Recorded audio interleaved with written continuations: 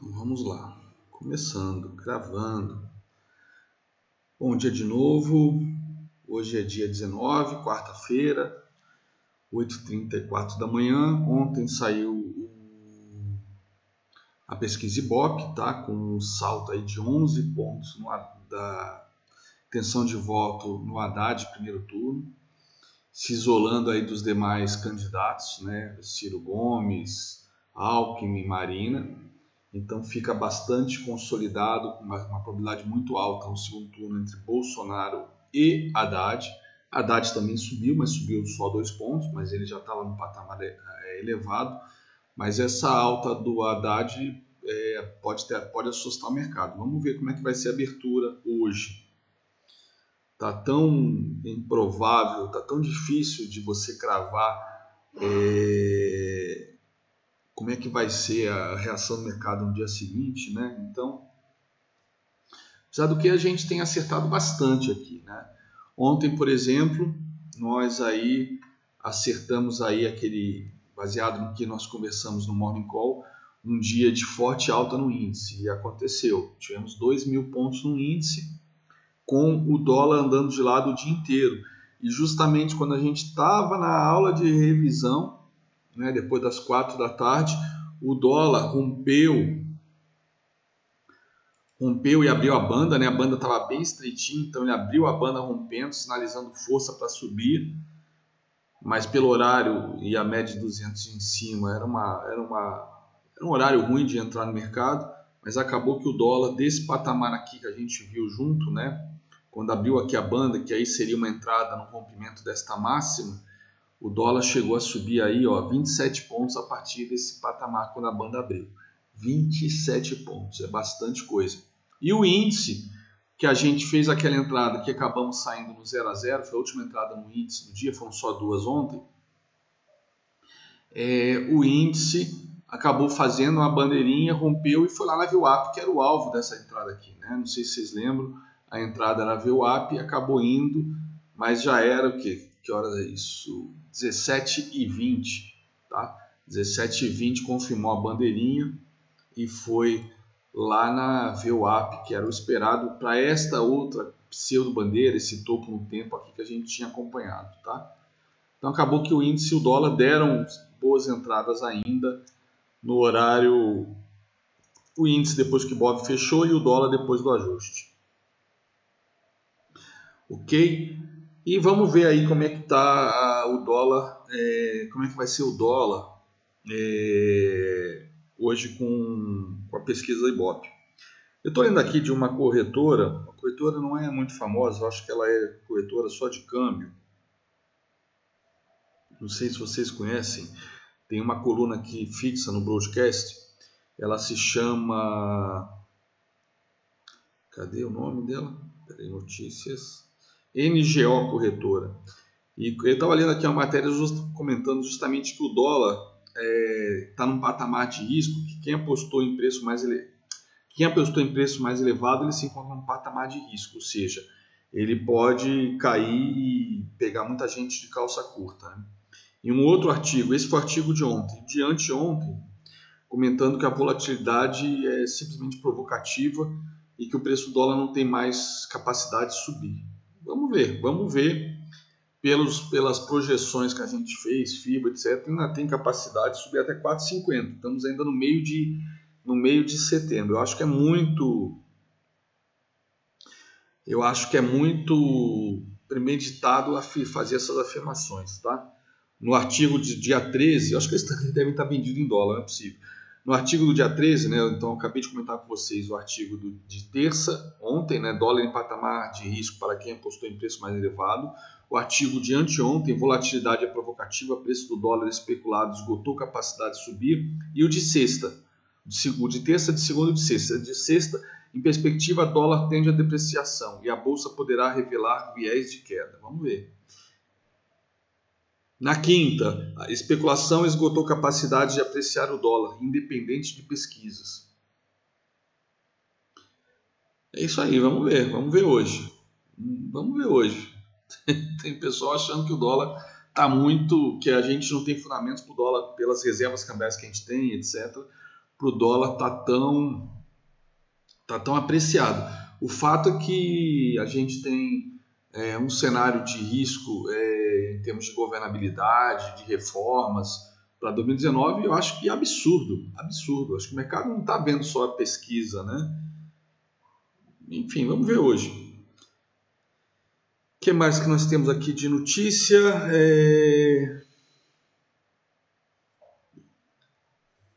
Deve estar vendido. Todo dia o artigo é sobre o dólar desse pessoal aqui. Deve ser o corretor de câmbio, né? Que só fala de dólar. NGO, o nome. Todos os dias é só sobre dólar.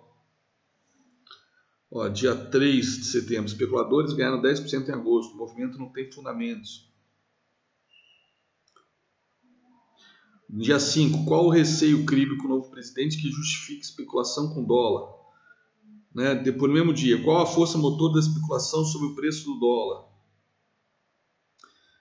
Fatores atípicos impactam no dólar. Agora é um cenário novo e contraditório. Pesquisa desaponta mercado. O dólar muito especulado tem potencial de alta menor. Eu acho que eles são só de dólar, só de câmbio. NGO, corretora. Deve ser isso, só de câmbio.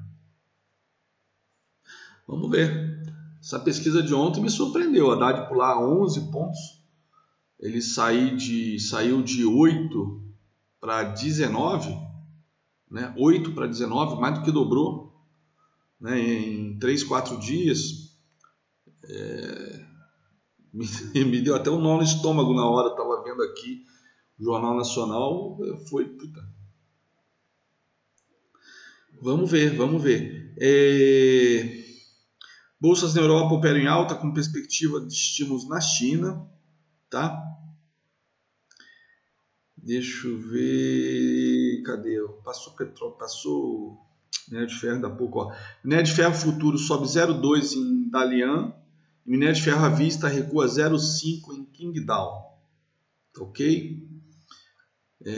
Que mais? Deixa eu ver se tem mais uma notícia interessante. Ibope divulga nova pesquisa dia 24, tá? Segunda-feira, portanto.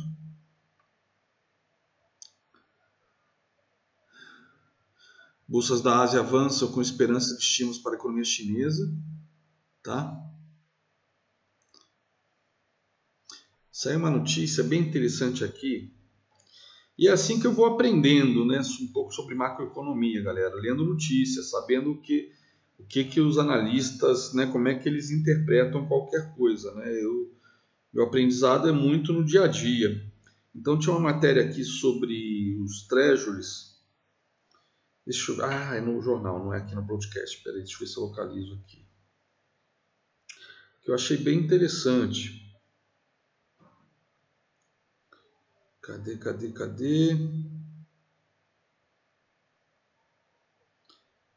Não foi aqui. Deve ser no Valor, então. Não é no Estadão, deixa eu ver no Valor. Se foi no Valor que eu li isso. Não, isso aqui é Folha, peraí. Valor.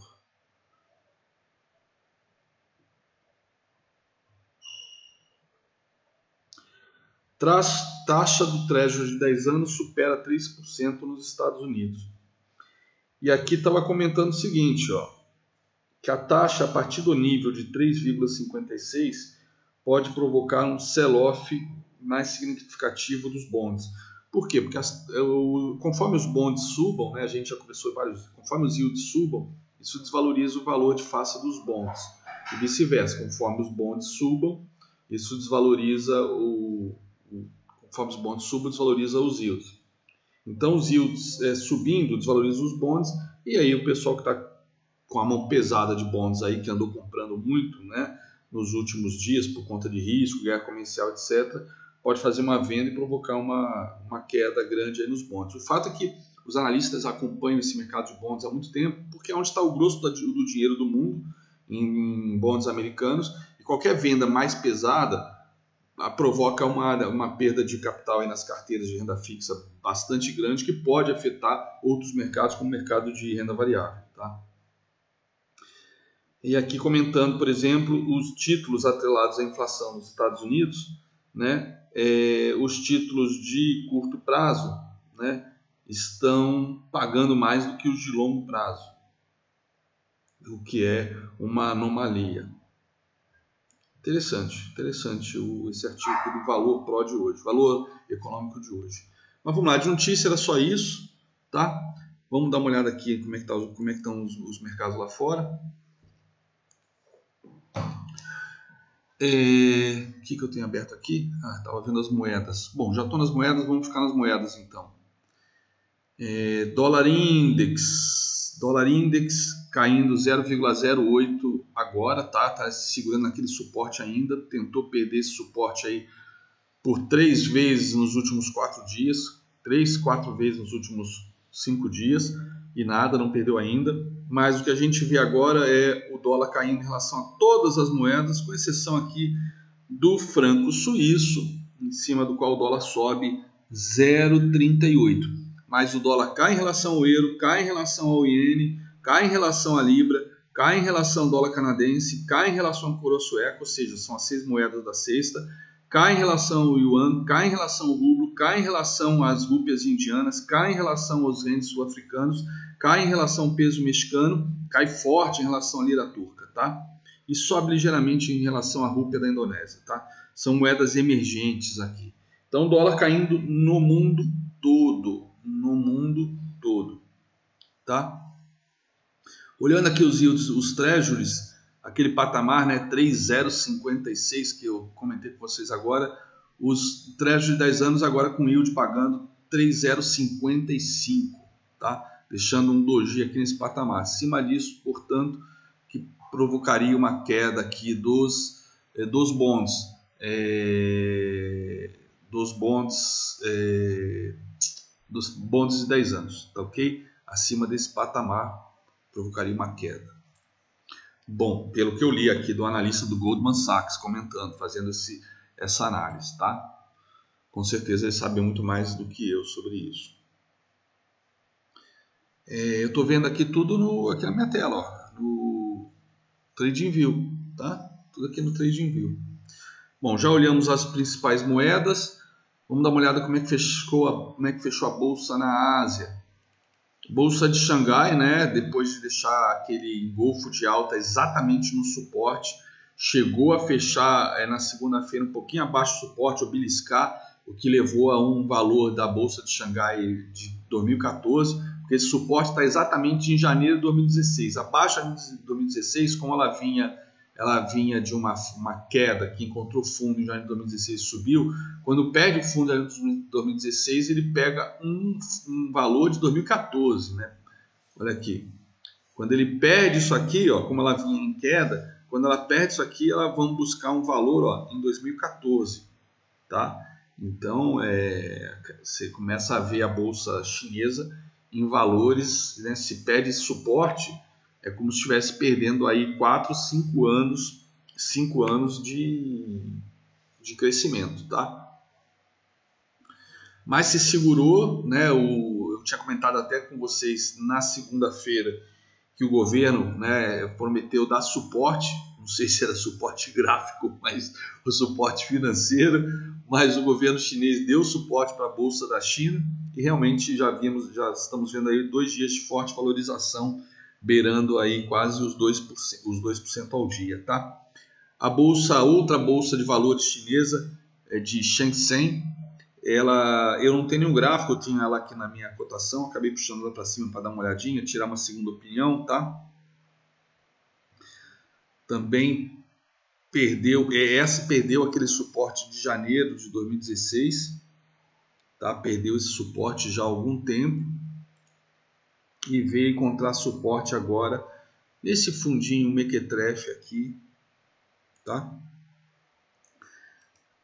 Mas encontrou um suporte, perdeu, né, e voltou para cima hoje, tá ok?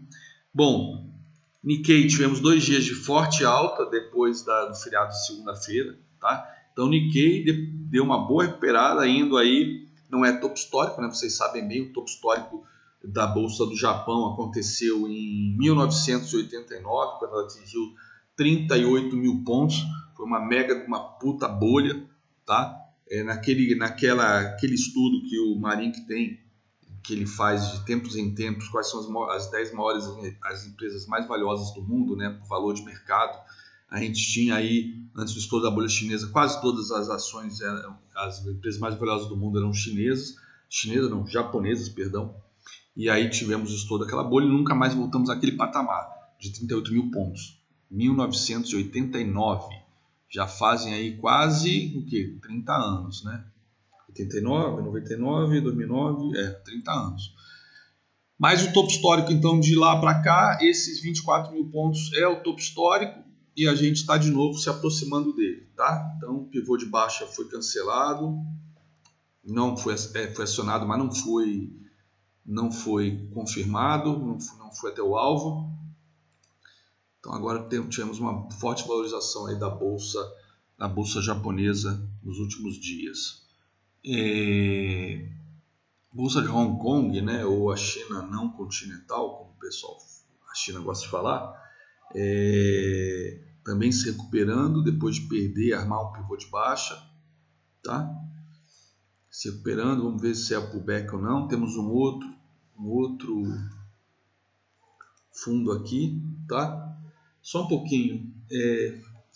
Abrindo a porra da porta aqui, encheu de mosquito aqui na sala, cara.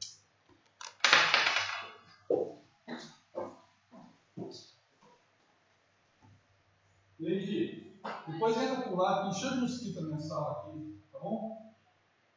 Já grava? Ô, Grava, chega a sala de mosquitos, abriu aqui a porta. Pô, não saco ficar falar com um mosquito voando na minha cara.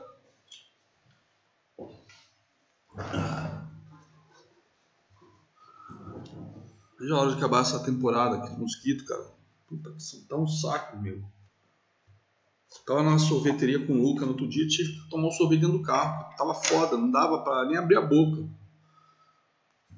Diz a minha sogra que, né, nasceu aqui que nunca teve isso. Tem gente que fala que tem todo ano nessa época. Sei lá que porra é essa. Saco? Mas segue o baile, vamos lá. Vamos ver como é que tá a Europa. A Europa, perto da estabilidade, tá? Perto da estabilidade, chegando na média de 20. Vamos ver se vai bater ali e recuar. Tá bom. Europa, no caso, o DAX, tá? A bolsa mais importante da União Europeia. FTSE aí, as voltas aí com a questão do Brexit, se vão conseguir entrar em acordo ou não. Deutsche Bank aí já migrando parte dos seus ativos, falando de migrar pelo menos 2/3 dos seus ativos de Londres para Frankfurt. Estamos falando aí de 600 bilhões de dólares em ativos na Inglaterra, que tem o Deutsche Bank. Então, uma fuga de 400 bilhões pode provocar uma deterioração grande. Aí falam de, por exemplo, uma queda só no mercado imobiliário inglês na ordem de 30% por conta dessa fuga de capitais, né, fuga de dinheiro, indo de volta para as bolsas europeias, para os bancos europeus, tá? Então, FTSE agora, a princípio, tudo indica que isso aqui, depois daquela forte queda, parece que é bandeira, né? Uma recuperação não fica andando de lado assim com essa pequena amplitude, né? A gente já fica desconfiado. Então, temos muito ainda para acompanhar do Brexit, cuja data final, né, passados 2 anos, para apertar o gatilho mesmo, é 29 de março, tá? Mantenha essa data no radar, 29 de março. Com certeza, ano que vem, em março, eu acho que março vai ser um mês que vai ser totalmente dedicado a notícias com relação ao Brexit, né? Como é que vai ser, como é que não vai ser. Mas já fiquem com essa data no radar. Aí eu falei de moedas, mas não falei do Bitcoin, né? Bitcoin perdeu aquela bandeirinha, tá? Meio que parece que veio fazer o pullback, fez o pullback ontem, e agora, se perder esse fundo, confirma o final do pullback e uma queda. E eu cacei um mosquito aqui na sala.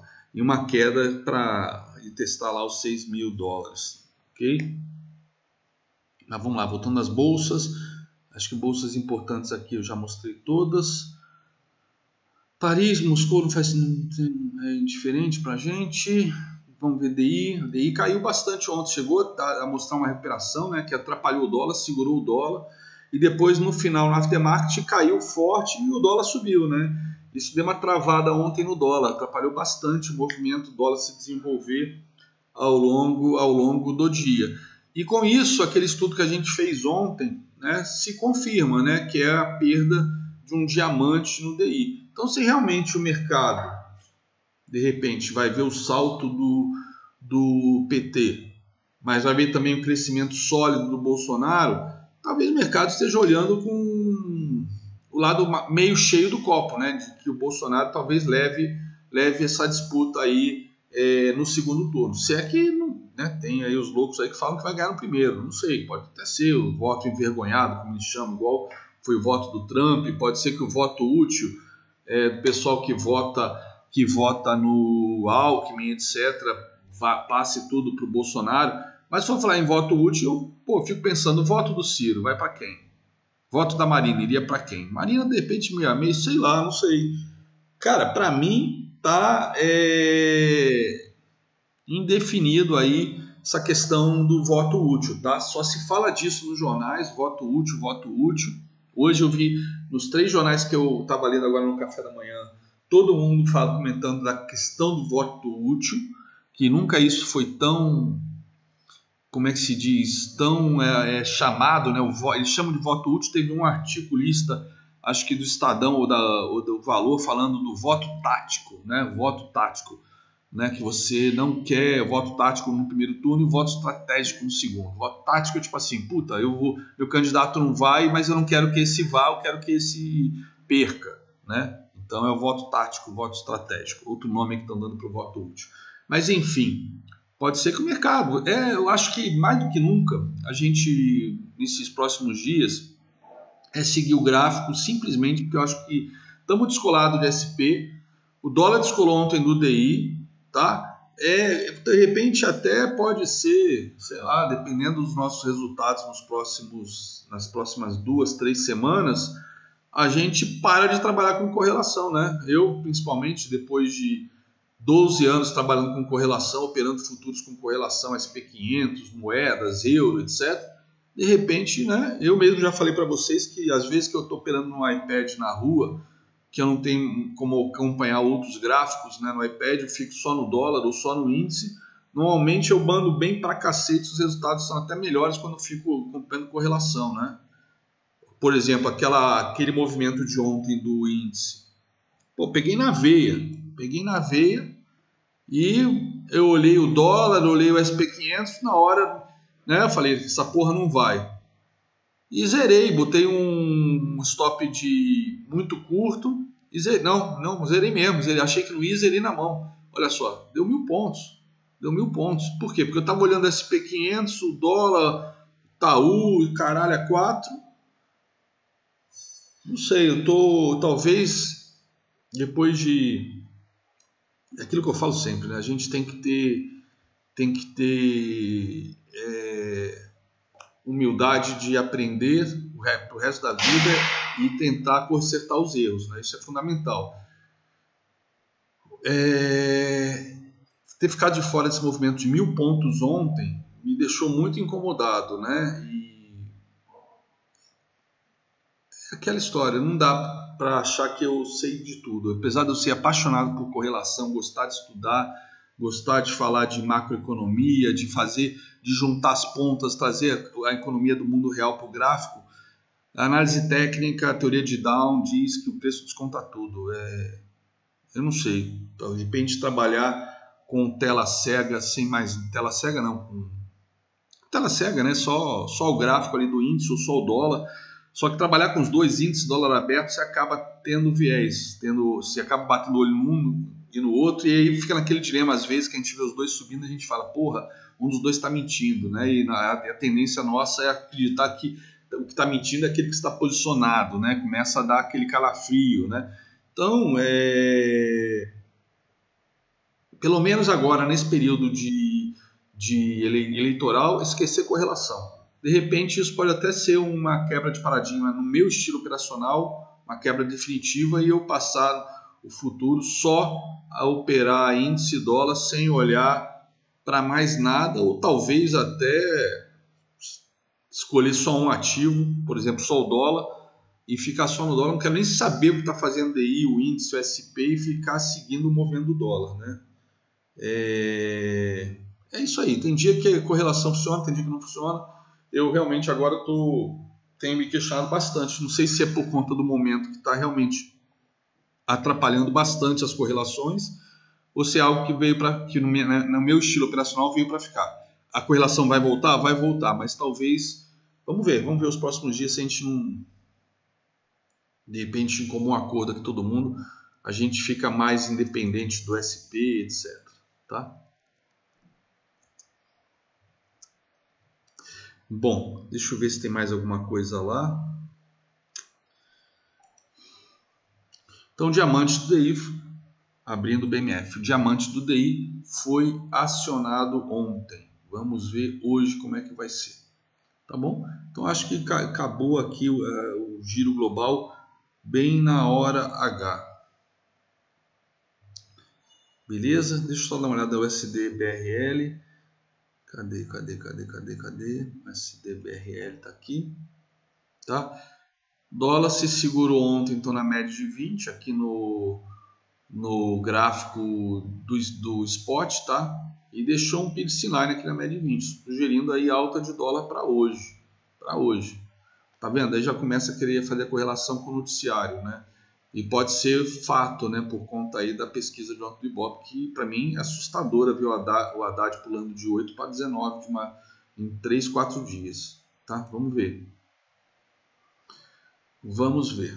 Beleza? A correlação do BS está sempre certa, você não tem jeito.